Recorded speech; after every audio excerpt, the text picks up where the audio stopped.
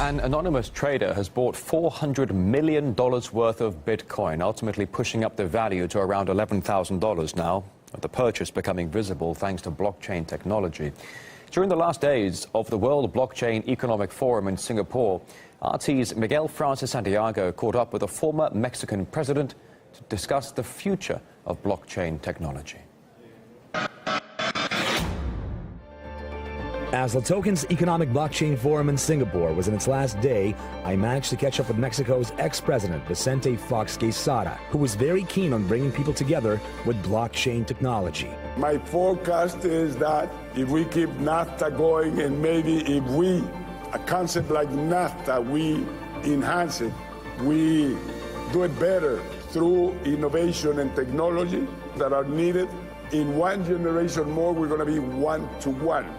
Mexico and United States. Working together, we will be much stronger. Why did you choose to become such an active participant in it? This meeting opened my eyes.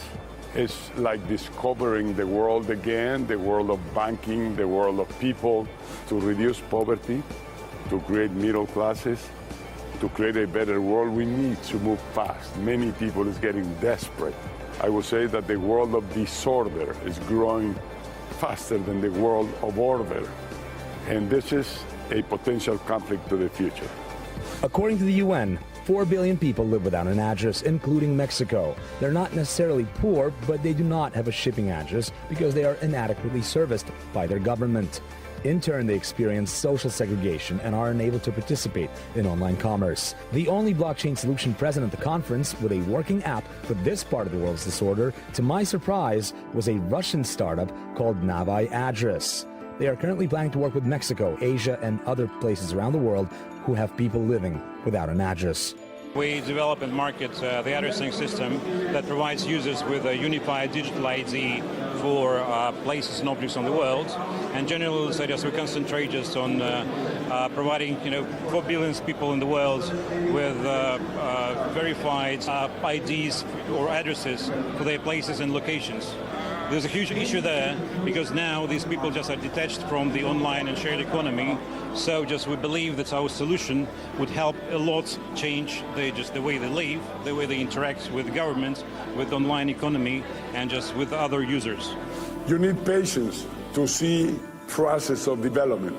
It doesn't happen by the miracle, except that you can accelerate the pace with technology. Acceleration, blockchain, new ideas. That's today's world. It has been 1 year since the death of Vitaly Churkin, one of Russia's most prominent diplomats. He served as Russia's ambassador to the UN during one of the toughest periods in global relations for Moscow. He died of a heart attack on the eve of his 65th birthday.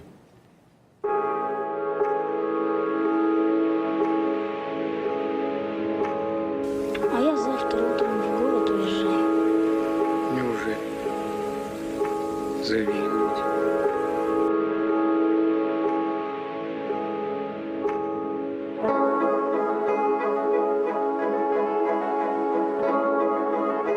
If you want to talk to my country in a commanding tone, forget it.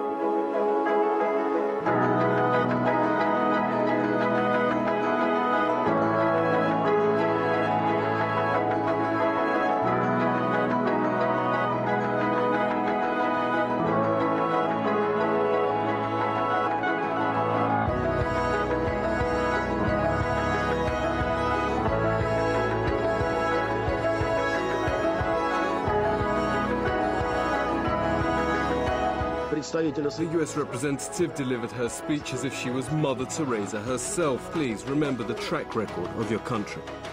If we needed to be preached to, we'd go to a church. If we wanted to hear poetry, we'd go to a theatre. What we expect from UN officials at the Security Council is an objective assessment. I don't mind who likes me and who doesn't. I'm just doing my job. The Russian delegation have just informed us of the untimely passing away of Ambassador Vitaly Churkin this morning.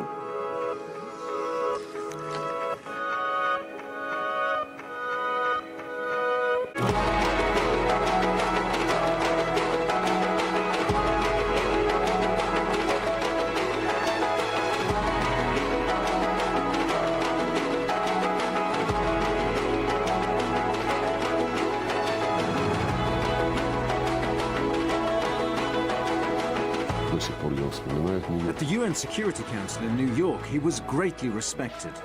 This man is our diplomatic legacy.